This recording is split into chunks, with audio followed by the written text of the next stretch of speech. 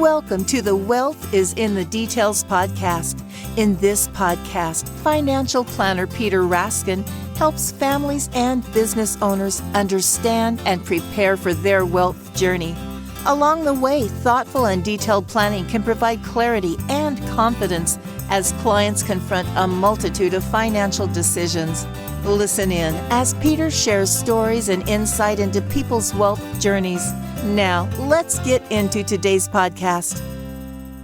Hello, and welcome to Wealth is in the Details with Peter Raskin from Raskin Planning Group. Peter, how are you? I'm doing fine, Eric. How about yourself? Oh, I'm doing fantastic. I'm excited. Today's going to be kind of a different format.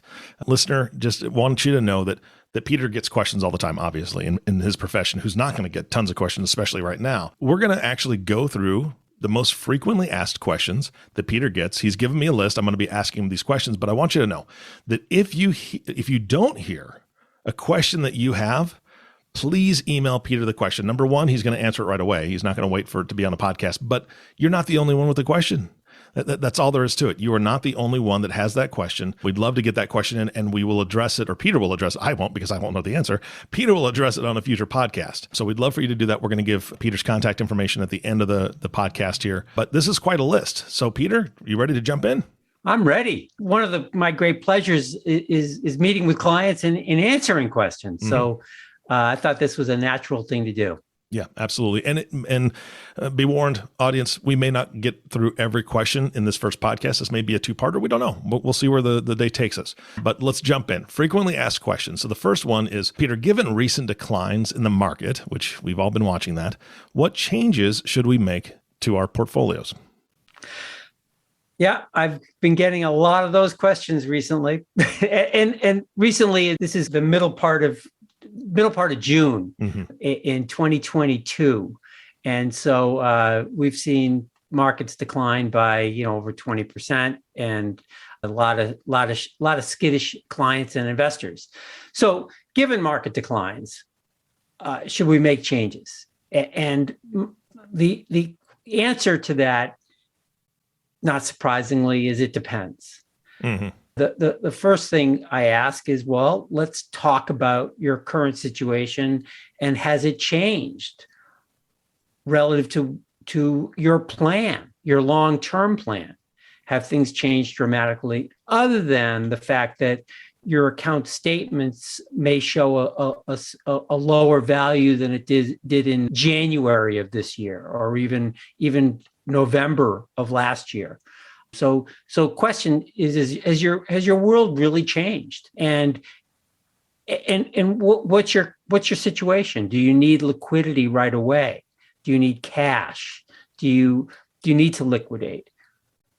Do you need to feel more comfortable because your statements are down and it's making you really anxious? Mm-hmm.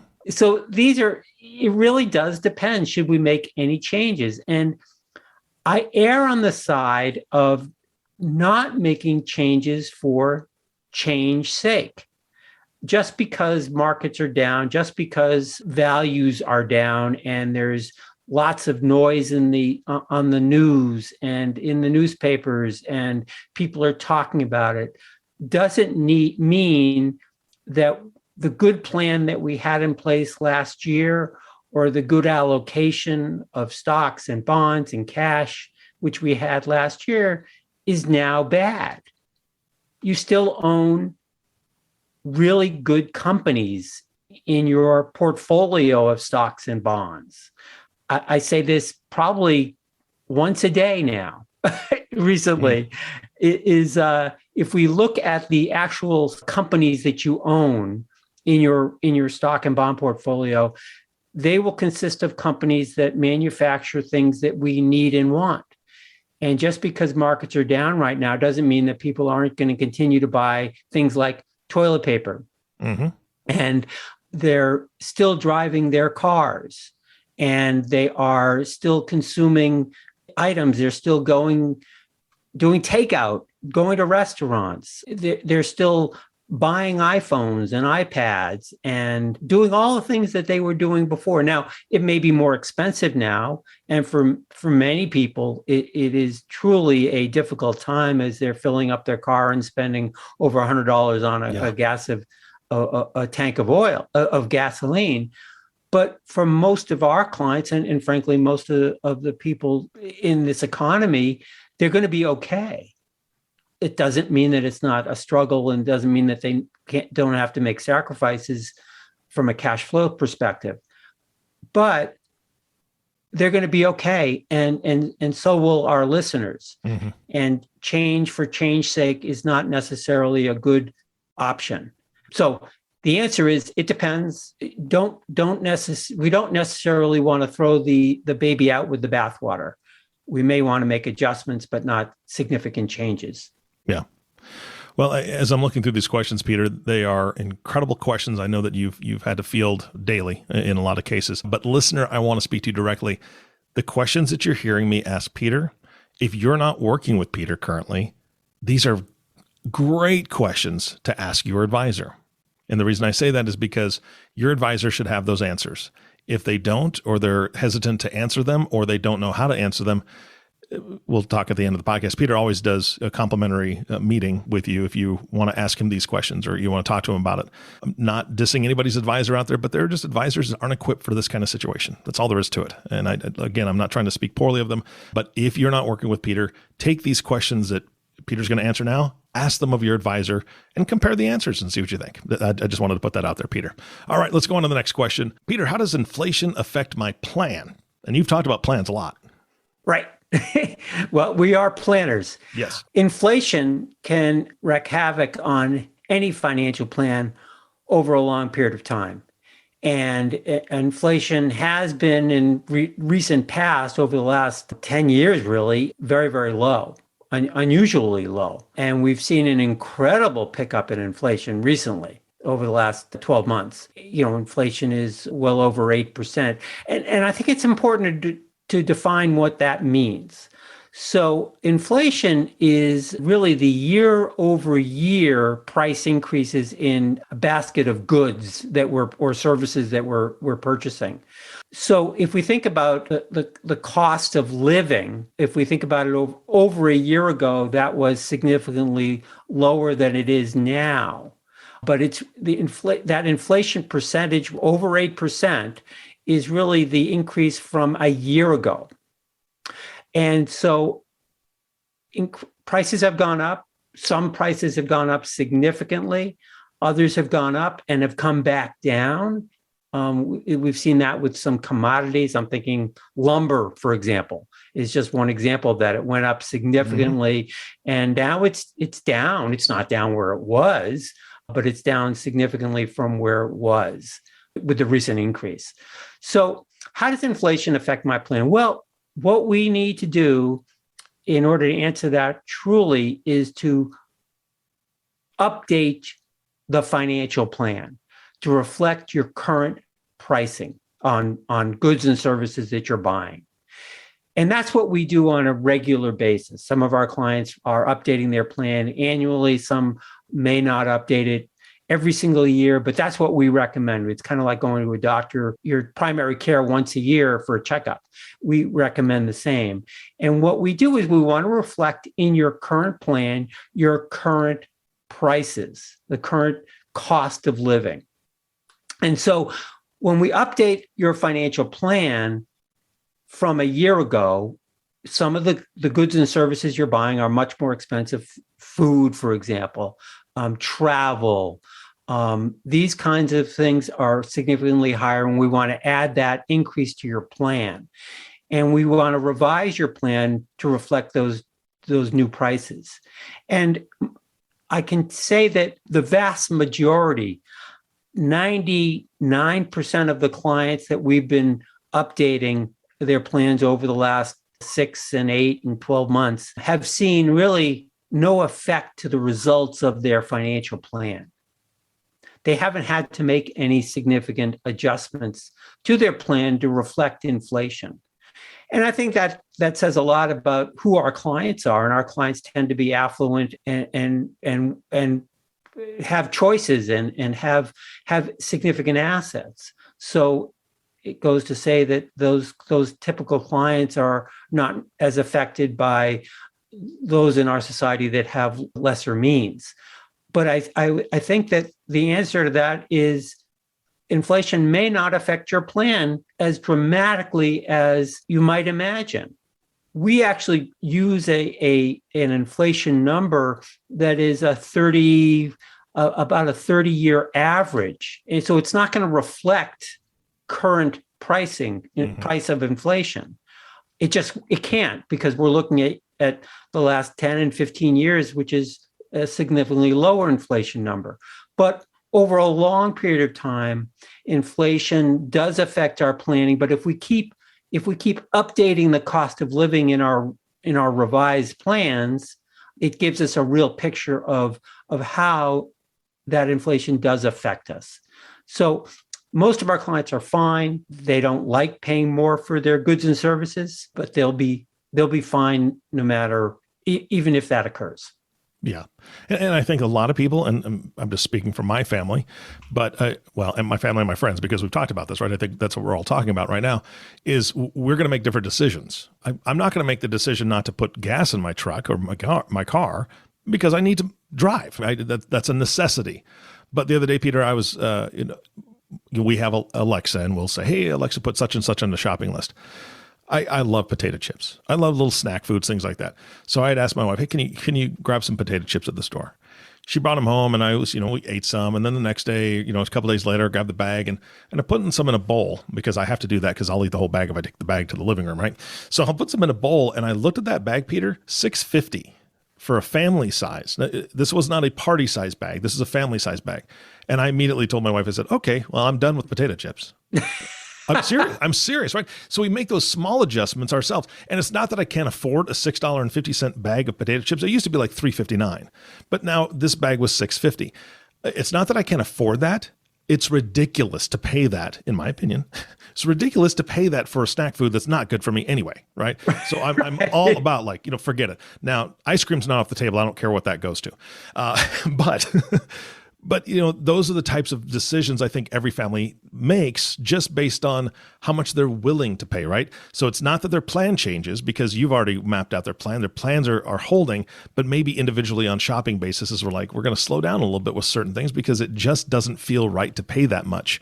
And I think consumers are doing that all over the country. I think you're right. Yeah, I just think that's one way we can adjust our plan ourselves, meaning just our regular daily budget. So anyway, all right, back to the questions. You're the pro. Here we go. Peter, are bonds safe? I find this so fascinating because you've talked about bonds a lot on different episodes, but are bonds safe? I've never thought about that. Yeah, I've gotten that question a lot, especially this year.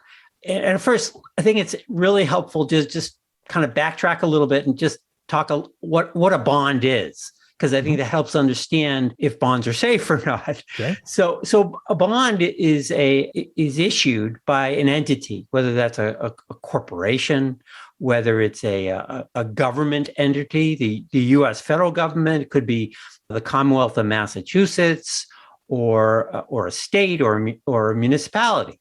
And so they issue bonds. They want to borrow money, and in order to borrow money, you've got to promise an interest rate that you're going to pay for someone to lend money to you.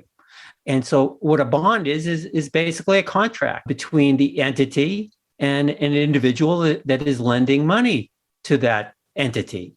So if I'm buying a bond from the U.S. Treasury, and I'm going to give it to them, to our federal government for 10 years, they're going to pay me a certain amount of interest per year for 10 years. And at the end of that 10 years, they promised to pay me my capital back, the amount that I lent them in the first place. So a bond is as safe as the entity that's doing the borrowing. And if I'm lending my funds to the U.S. federal government, well, that's the safest bet on the planet. I'm very certain that I'm going to get my money back if I lend to the U.S. Treasury. Very comfortable lending to many states in the United States of America that are strong and have excellent track record in paying their debt as well. I'm comfortable lending money to many municipalities, and I'm also comfortable to lending money to many corporations that are investment grade, that have deemed to be of high quality, have plenty of capital to pay back the amount that I've lent them. So are bonds safe? For the most part, investment grade bonds are on the safer side because they're deemed to be of good quality. They're good quality debt. And so I feel comfortable in many cases lending my money to those entities. And I think a lot of investors do as well. But a bond goes up and down in value depending upon the current interest rate environment. If I'm lending the US government $1,000 and they're promising me, let's say, 2% interest over the next 10 years, and a year from now, interest rates go up to 3% or 4%, if I want to sell that bond to someone, they're not going to be satisfied earning a 2% yield when they can go out and get pay the same amount of money to get a 4% bond. So in order to sell that bond, I'm gonna have to discount the price of the bond so that the yield for the buyer of that bond is going to actually yield 4%. So when interest rates go up, the bond values in the short term go down because someone is trying to buy that bond, and they're going to need it. They're going to need to buy it at a lower price. If bond interest rates go down, my bond might go up in value for the short term. But as we get closer to the maturity date of that bond, the bond price goes back up to the par value, and there's no loss depending upon the price that I paid for it. So bonds are a relatively safe or safer investment than other kinds of vehicles. Not all bonds are guaranteed by the federal government. Those are deemed to be the safest bonds. But there are many investment grade bonds which are safe if held to maturity. If you're trying to sell a bond in mid cycle before it matures, it may be worth less or more than what you initially purchased it for. And so what we're seeing right now are bond values that have gone down in value for the short term because interest rates have gone up pretty dramatically and very quickly. Mm-hmm. So people are looking at their bonds and their mutual funds that own bonds and say, oh my goodness, that bond or that mutual fund has gone down in value currently. And they're questioning the safety of their bonds because their bonds are worth less right now. Mm-hmm. But if they're not selling the bond or the mutual fund, and as time goes on, that bond value is likely to get closer to it's the value of what it was before interest rates started to cycle up. And over time, the bonds will mature and bond values will come back to their par value. Even in mutual funds, that happens as well. Now, there are some volatility that needs to be considered, but for the most part, I would say bonds are safer investments and do their job, which is to dampen the volatility of the stock market, which is not nearly as safe in the short run. Stocks can go up and down much more dramatically than typically bonds do. All right. Well, this next question is, I love this one because this is a fantastic question that I think is happening quite a bit right now. My portfolio is down, Peter, and I need liquidity. Where should I access cash? Yeah, this is the problem, and it reflects back to the previous question. If I need liquidity, if I need to sell assets right now, it's likely we're going to realize losses. And we have to be very careful how we do that. There's no good answer right now if you've not planned for liquidity. If it's an unplanned event and you need to withdraw funds from a stock portfolio, you have to recognize that you're going to be realizing losses. It's a fact. We have to deal with it. Mm-hmm. The key here is, what are my options? Do I have other options? And some people may not have those options. But I just want to speak to a couple of things that could be available to someone. Not recommending any of them because every situation is different, but we want to at least consider it. So if you don't want to redeem cash from a stock and bond portfolio or from a portfolio that includes mutual funds that may own stocks and bonds because they're down, you may have to look elsewhere. And one of those vehicles might be a home equity line of credit. So banks often will offer liquidity based on the collateral, using their house as collateral, and there may be available cash through a home equity loan. Another option is a securities-backed line of credit. Many banks are able to issue liquidity based on collateralizing a portfolio of stocks, bonds, mutual funds, exchange traded funds. There's risk with that as well, and I think that needs to be carefully considered. But for short-term access to cash, it's reasonable, as well as the home equity line of credit. Other places to access cash could be life insurance cash surrender value, especially if it's from a universal life or a traditional whole life policy where there's not a lot of market volatility. Again, these are short-term solutions, may not be good long-term solutions, but if you need cash immediately, they are places to do that. It's unfortunate, but if you do need cash to liquidate and sell in a down market, but sometimes it's necessary and it may be the only choice. Yeah, absolutely. Well, this one is almost the flip side of that question, flip side of the coin for that question. And this is going to be the last question for this podcast, Peter. So brace yourself. Here we go. Okay. I have cash sitting on the sidelines, earning very, very little. What do I do? Yeah, I get this almost as frequently as I get questions about how or concerns about how horrible the markets are. Mm-hmm. So the first question is, you can invest that cash. When do you need it? What's the objective for this investment? What are you trying to achieve? Right now, money market accounts and cash savings accounts and checking accounts are still earning very little, despite the pickup in interest rates recently.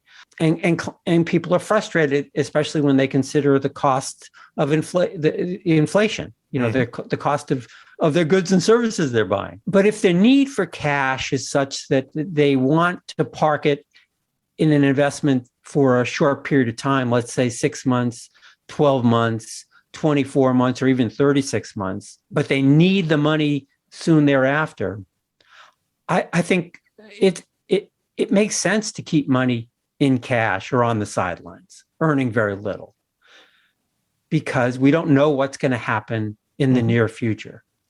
All bets are off what's going to happen in the next week, 2 months, even 2 years. I have no idea how the stock market and the bond market are going to react going forward. My crystal ball does not work. It's never worked. So short term, I don't know what's going to happen with markets. And short term, I think you want to be careful and cautious. So keeping money parked in a CD, which is kind of like cash, a 6 to 12 month CD is reasonable. Keeping money in a savings account is reasonable. Money market funds are reasonable. And as interest rates go up, when that CD matures, it will earn a little bit more if I buy another 6 or 12 month CD. If interest rates continue to go up, my money market fund will continue to earn a little bit more. It's the cost of liquidity. It's not a good long-term solution, but cash is a good short-term solution. So if I'm looking for short-term investments, I think cash and money market funds are fine. Long-term, we have a different conversation. If you're thinking 5 years, 7 years, 10 years as an investment time horizon, then I think there's a real good argument that right now may be a reasonable time to buy or start to buy stocks and bonds and mutual funds and exchange traded funds. Build a portfolio. I don't know if we're at the end of this decline. I don't know if we're closer to the end than we are to the beginning of it. But I know that at some point in time, markets will start increasing again. I just don't know when that's going to happen. It's always happened in the past. And I suggest that a well-diversified portfolio will at some point get back to where it was at the most recent peak, because it always has. Yeah. We just don't know when that'll happen. So I think there's two ways to approach it. One is to jump all in and build that appropriate portfolio of stocks and bonds that feels appropriate for the circumstance. And the other way to do that is to think about adding money to the markets slowly over time, maybe over a 3-month period, over a 6-month or 12-month period. And what we call dollar cost averaging: buy when the markets are low, buy when they've gone up, but just keep on putting money into the markets. Take the emotion out of it. Don't try to time it at all.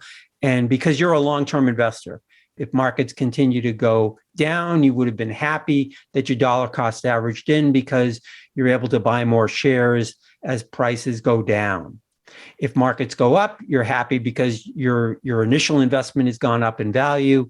If markets continue to go up, you probably would have been better off buying it right lump sum, right now. But we don't know if that's going to happen. So I think dollar cost averaging or buying systematically over a period of time is a good way to put your feet into the water and just get a little bit wet and get exposure as we work through these difficult, volatile markets. Yeah, absolutely.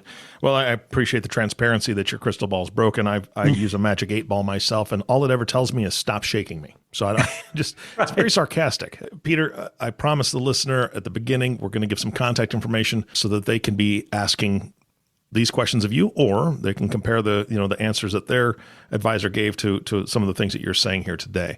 What's the best way to reach out to you? Certainly give me a call directly, 617-728-7433. My website is a good way to contact us. It's got all our contact information, and that's raskinplanning.com. So please check us out there. We also have 80 plus podcasts that our listeners can listen to. And many of these questions that they're asking have been answered over these 80 podcasts. So don't hesitate to take a listen to anything that might interest you that's relevant to your circumstance. Yeah, absolutely. Peter, again, thank you so much for your time. I know that we're coming back with the second part of this podcast, which is frequently asked questions. So please, listeners, stay tuned for that. But between now and then, Peter, thank you so much. You're welcome, Eric. Great to chat with you. And I know before we started, you were talking about how warm it is where you are, and I hope that weather breaks and you start cooling off. Me too. It's almost as hot as the markets. So yeah, right, exactly. All right. Well, again, Peter, thank you so much, and of course to you, the listener, thank you so much for tuning in and listening to the Wealth is in the Details podcast with Peter Raskin. If you have not subscribed to the podcast yet, please click the subscribe now button below.